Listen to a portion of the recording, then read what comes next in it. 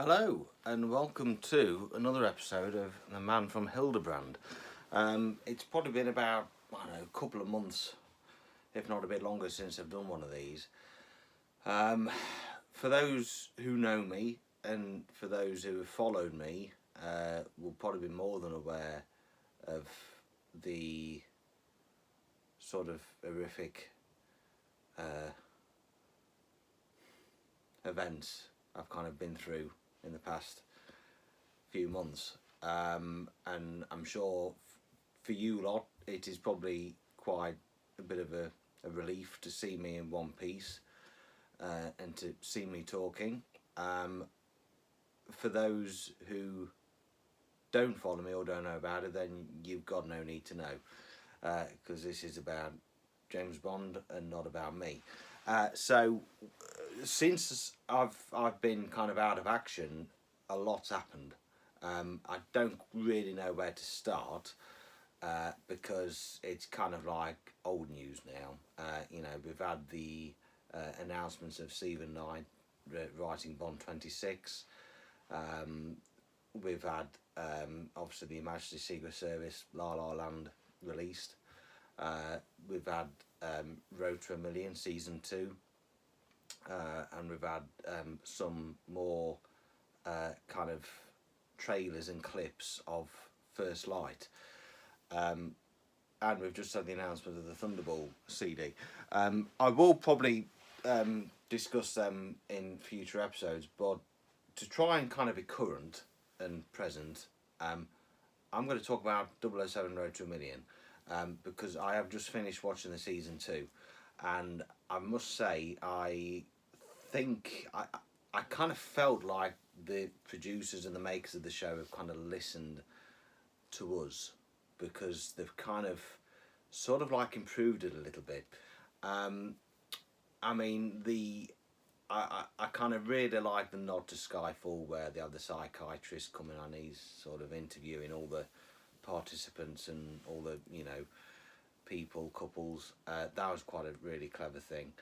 And it kind of gives you more of an in-depth onto them. I mean, of course, they all have their own personal stories, which I think at times psychologically they kind of play that off with one another. But yeah, I mean, again, plenty of Bond stuff in there. There was definitely a lot more Bond references, and I was kind of more impressed. I mean, I don't know if it's me, but I noticed that there was more use of Bond music, a lot more of the John Barry music, and a lot more, just the music that we heard throughout the films is played throughout the actual program, and it's kind of nice because they play it on the appropriate scenes. So obviously, when they go to Thailand to Scaramanga's Island, they play the Man with the Golden Gun. When they are underwater with the sharks, there's some Thunderball music there. So yeah, they've kind of got it, really appropriately done. It's kind of almost as if the people behind it kind of know what they're doing. And also, what I really liked about it, which was my biggest gripe, is I felt that the people, the participants, they were kind of picking up on Bond more. They was kind of referencing Bond. There was a scene where one of the people, one of the couples was kind of talking through the certain scene from a Bond film. They had two sisters, there's a DB5, they recognised it. And I kind of felt that in the first season, what annoyed me was they had all these like Bond references and Easter eggs, and none of them were kind of noticing them, or nothing was mentioned. So there was a bit more to be said on this. And the thing, at the end of the day, if you're signed up to do 007 to Road to a Million, yes, you're either going to do it for the adventure and the money, or you're going to do it because you're a Bond fan. There's got to be participants, even in the first season, which have got to be aware of what they are doing, and they've got to be aware of Bond, because otherwise it's like, well, kind of, why are you here if you're not a Bond fan? But, that kind of then made sense, because it's either, well, you either do it for the money and the adventure, or you do it because you're a Bond fan. And I kind of feel, and I hope, and I've got the impression that there's probably a few more Bond fans this time round. So yeah, overall, yeah, I really liked it. I mean, Brian Cox, he had a little assistant sidekick. While I was thinking, could Brian Cox actually be a villain in a future Bond film, and they kind of like tie the two together. But the main question is it worthy of season 3? I I hope so. And if it is, I would expect it to be 2027 when it'll come out, because I believe 2027 will be the year of Bond. That, I believe, could well be the year we'll get Bond 26. So get it all, Road to a Million season 3, Bond 26. It's going to be Bond mania. But yeah, I mean, again, I mean, obviously, it was staged, it was scripted a bit, and yeah, there was some couples had some interesting chemistry. There's a bit of tension. I mean, there's one particular guy, Alex. He just annoyed the fuck out of me. That's not because he's Oriental or he's gay. It's nothing to do with that. It's just the fact that he generally annoyed the fucking crap out of me. And actually, I felt sorry for his partner, husband, because he was just very dramatic and just, I don't know. He's definitely a control freak, and it's like, you know what? If I was there with him, I'd have just smacked the crap out of him, because I just wouldn't have fucking dealt with him. So yeah, and the two sisters, they had moments where they were just bickering. It's like, for God's sake, just let them get on with it. And yeah, so there was a couple of interesting couples in there, which thankfully the ones I didn't like the most kind of got eliminated pretty early on. But yeah, I mean, season 3, it's, I mean, I'm still waiting for when they send him into space, onto Drax's space station. But yeah, no. So season 2, I've just finished, and if you haven't watched it, I would recommend it. I know a lot of people don't like it, which I kind of get. But I think it's definitely improved from season 1. They've kind of tweaked it up a little bit, and they've kind of just, kind of sort of made the people who participate in it, a little bit aware, a bit more aware that it is a James Bond themed game show, basically, and quite right, they should make references to it. So yeah, that's that. This is going to be a very short video. So this is now 10 minutes in. So I'm going to quickly talk about First Light. So First Light is released next March next year. I've seen the gameplay.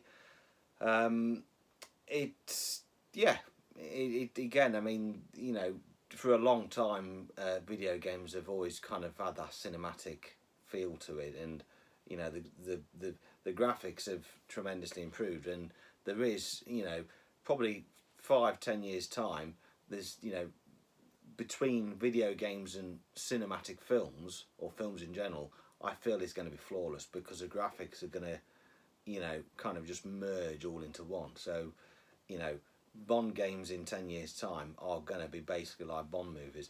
Talking of which, I do really like how much publicity First Light is getting. I mean, they've kind of almost treating it as if it is a Bond film. I mean, I think there was some sort of games con in Germany the other month.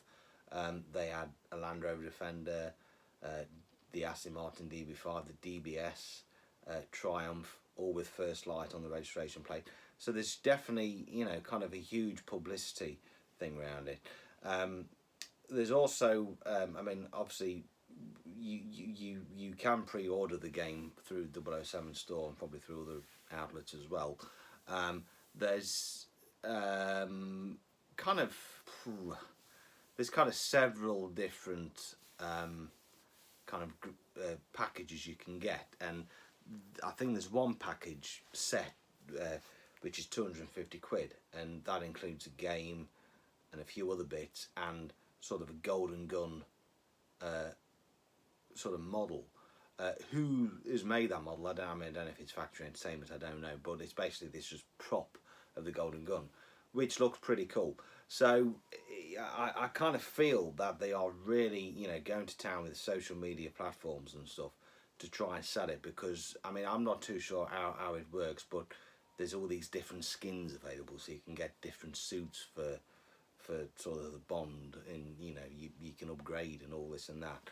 So there's definitely kind of sort of a marketing thing going off, which is really cool. I mean, whether or not I haven't played a video game for at least 5 years.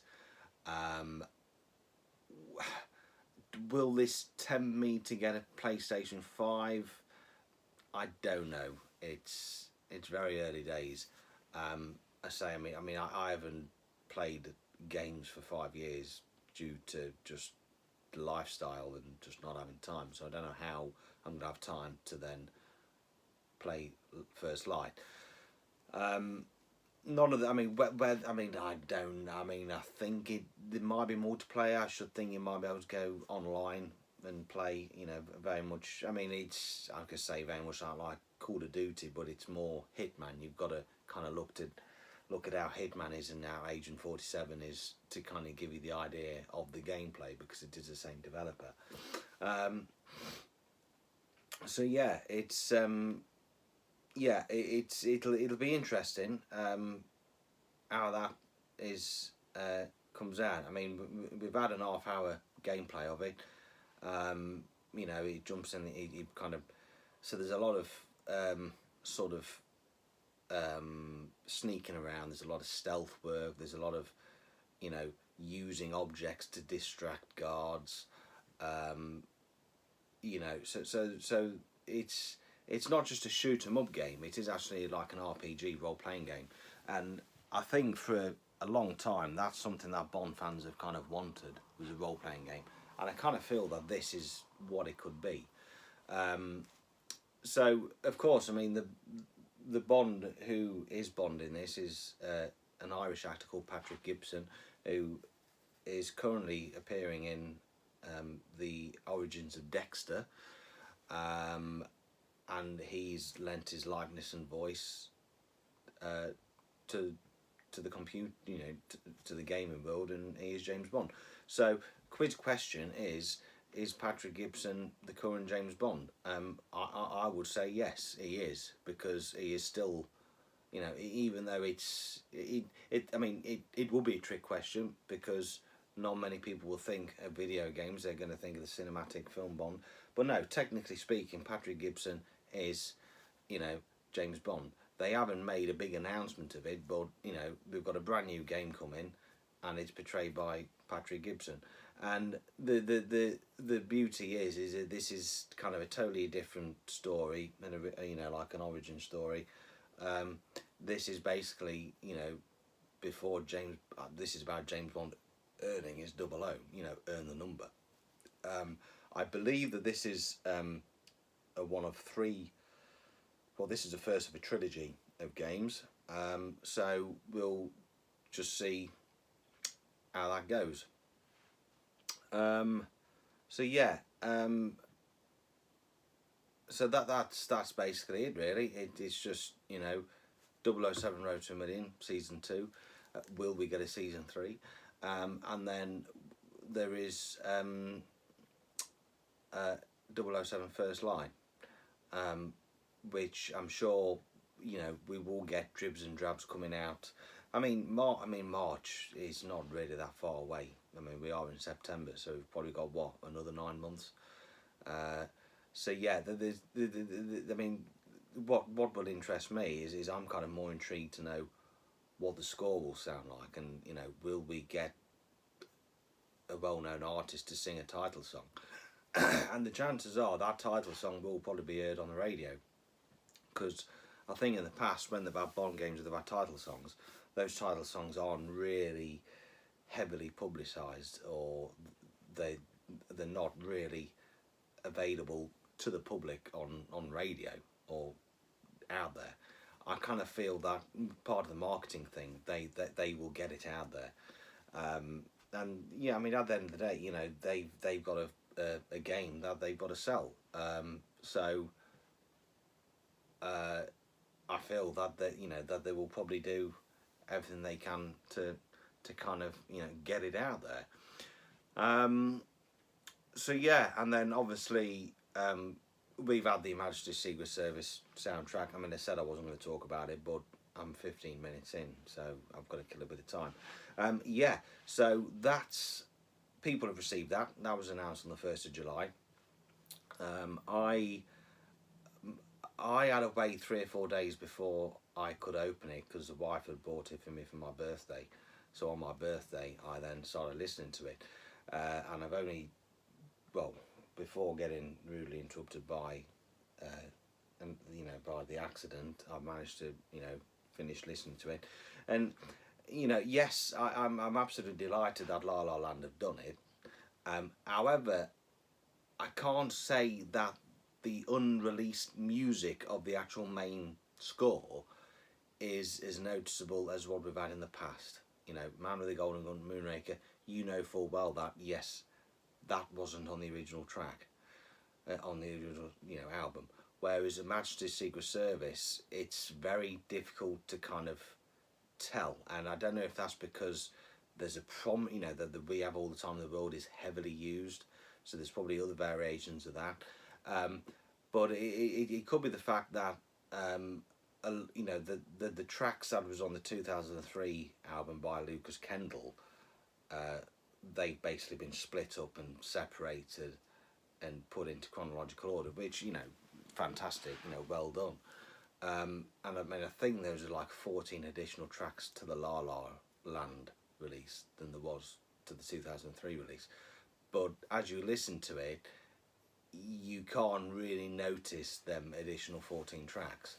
I mean, there is some probably on disc 2, which is the most obvious ones, but generally, there's a couple on there, but as you listen to the actual score from the film, it's not really that obvious. I mean, some of the tracks have been split and retitled, but yeah, I mean, otherwise it's. I'm still pleased with it because the sounds are brilliant, and it is an expanded and complete form. Well, expanded form, and the main. I mean, I've always said for a while that there's a very good chance we'll get a Majesty's, and we have done. And the thing is now La La Land have completed the trilogy of titles which they intended for 2019. We've got a Majesty's, Moonraker, License to Kill. So there's that trio of titles which we've now got. Obviously, Thunderball, that was announced on the 1st of September. That usually, based on previous experience with La La, I usually receive it 16 days after I've ordered it. So within the UK, I would imagine we might be getting it sometime next week. However, don't quote me. But no, Thunderball, I'm kind of really looking forward to, because listing on the actual La La Land website, there is like sample pieces, and there's some which are different, and I kind of feel this could be a Moonraker case where there was music intended for scenes, but for whatever reason it was re-edited and not used. So yeah, Thunderball, I mean, it's the 60th anniversary in December. It'd be interesting to know what big events and what stuff we've got happening. I mean, will we, have the Thunderball bar in Burlington Arcade? I don't know. Might even get the GoldenEye one because that's 30th. So yeah, it'd be interesting to see what's happening for that. But Thunderball,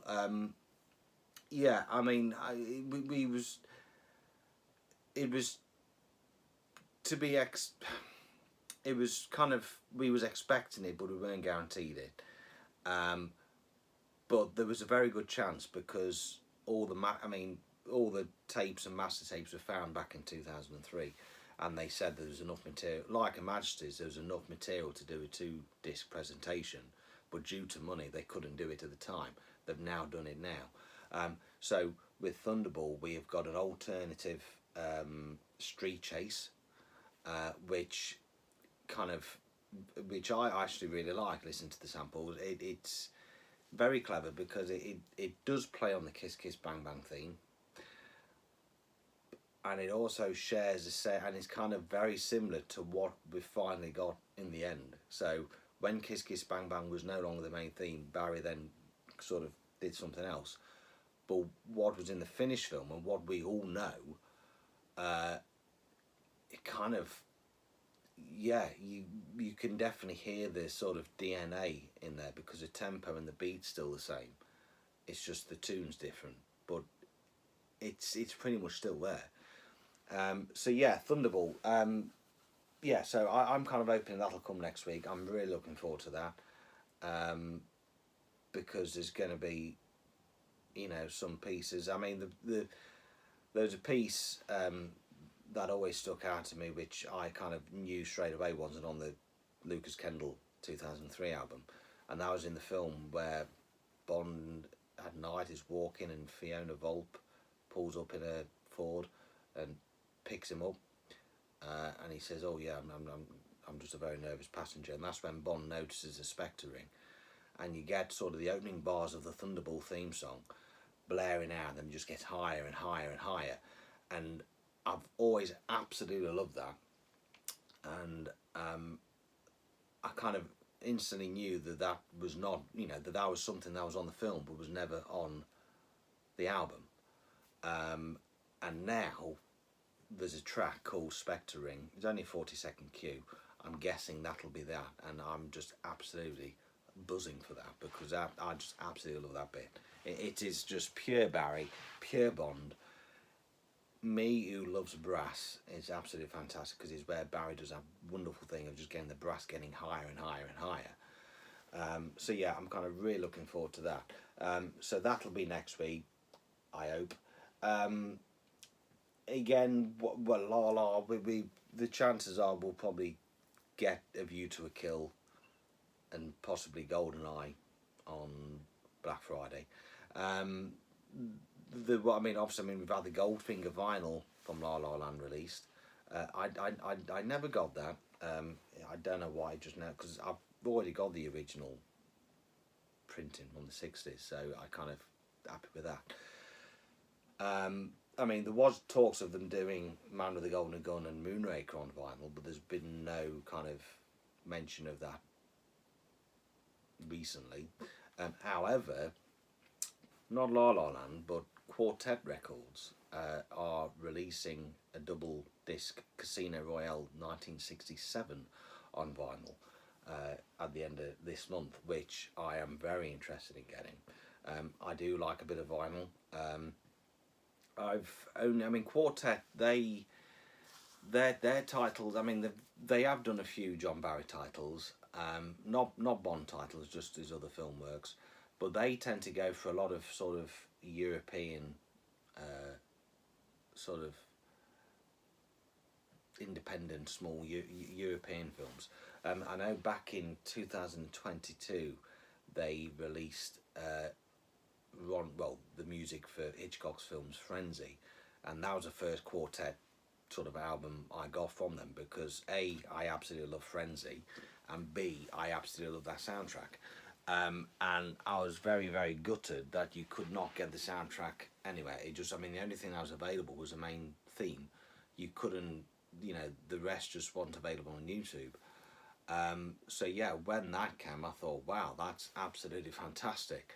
And obviously with that one, not only have they got the Ron Goodwin one, which was used in the film, they've got the rejected score from Henry Mancini, which just isn't quite as good. No, the Ron Goodwin, it is what it is. It does represent pure frenzy. You know, it probably is kind of, some are probably inspired by the Psycho soundtrack because there's probably a couple of tracks on there which is just pure strings, but it's just out of the way the strings are just played and orchestrated. It just does create a pure frenzy, and it's a soundtrack. Admittedly, I mean it's only 25. It's not a very. I mean the Ron Goodwin music. You know, play that in one sitting, it's probably less than half hour, less than what the original Moonraker score was, but it's just, yeah, I just absolutely love it. So that was Quartet. So yes, Casino Royale. That would be. I don't know how much. I think probably about 30 odd quid. I think it is, but it is basically, you know, in a proper LP sleeve with Robin McGuinness's artwork, and you got two vinyls, one green, one red, I think, or one orange. But yeah, I mean, whether or not they've got additional tracks on there, I don't know. I mean, I haven't even got the Casino Royale '67 soundtrack at all, but I thought, you know, well, solid, I'll give it a go. So yeah, so that comes out at the end of this month. So I will be getting that, and but yeah, we'll probably just, in terms of La La Thunderball, I'm sure, you know, if you've ordered it, it'll be coming soon, and you'll be seeing all the posts on Facebook. But I would imagine, again, don't quote me, the people in the UK may start receiving it sometime next week. Um, Also, we've got, I believe, on Tuesday, on the 16th of September, that is when Folio Society are releasing their autumn collection. And for those who have spotted it, Octopussy and the Living Daylights is within that collection, and that is going to be, you know, I would imagine will please many, many fans. Again, it's done by Faye Dalton, so at least we've got a complete set. The thing, I mean, yeah, it's probably been about 3 or 4 years since we got The Man with the Golden Gun, and there's such a huge weight on this one. People will start losing this shit. You know, people were, you know, threatening, you know, thinking, oh well, you know, Photo Society should refund us, blah blah blah. You know, want answers. Yes, they should have gave us answers, but I was just pretty chilled. I thought, you know what, it'll come when it'll come, and it has done. The reason for the delay was, I don't know, there was kind of how true it was. There's basically, Faye Dalton was pregnant, and then she got faced with a plagiarism charge. So I think some things. So obviously, I don't know what's happened, but anyway, it's obviously got cleared. Octopus in the Living Daylights are out. That is now going to be the complete Fleming collection of 14 titles. Where Folio will go after that, I don't know. They might do Thrilling Cities. They may do The Diamond Smugglers. They might even go and do Colonel Sun. If they did some of the John Gardner, well, if they went and did the lot, if they went to John Gardner, I'd be very happy, because I do feel that even though Gardner is very much hit and miss, he's at the end of the day, he's still part of the Bond world. He needs to be celebrated. You know, Ian Fleming Publications need to just focus on him, you know, a bit more. Talking of Ian Fleming Publications, September we've also got The Soldier and the Christmas Tree, which was announced earlier in the year. It was a novella by Simon Ward, kind of inspired by some of the events by Fleming that was mentioned in Nicholas Shakespeare's biography. It was also announced that Kim Sherwood's new, well, the last 00 trilogy from her will be The Hurricane Room. Quite frankly, I find the title very shit. I mean, 00 Nothing, A Spy Like Me, I liked. It was different, but Hurricane Room, that's just very similar to Hurricane Gold. There's, surely they could have, you know, come up with something, you know, it just, you know, you've got them two titles, 00 Nothing or Spy Like Me, then Hurricane Room. It just doesn't have the same vibe. So no, it's, yeah, I mean, that, I think that's out next year, I think. Don't quote me, or it could be out this year. I don't know. But yeah, it's the third book. I mean, I have got the first two there. Admittedly, I still haven't read them yet. I will probably go well, I'll have to go the third one just to make a complete set. So yeah, so that's basically it. So yeah, I think that's it for now for today. So yeah, we've got Thunderball La La Land to look forward to. Season 2 Road to Millions out there. If you haven't seen it, see it. And then obviously we've got 007 First Light kind of sort of working its way down the road, and it'll be, you know, with us 27th of March next year, I think. But yeah, anyway, that's it for now. I will be back. When I'll be back, I don't know. And I don't even know what I'm going to talk about. I'm sure I'll find something to talk about. But I say it's just been a very kind of eventful few months. It's been a somewhat experience. But yeah, for those who have known about it, I'm sure it's a relief to see me still in one piece, which quite frankly, I shouldn't have survived it, to be fair, but I did. And yes, you know, I've sustained minimal injury considering, but there's still, you know, healing takes a long time. So yeah, anyway, I will love you and leave you until next time. Bye bye.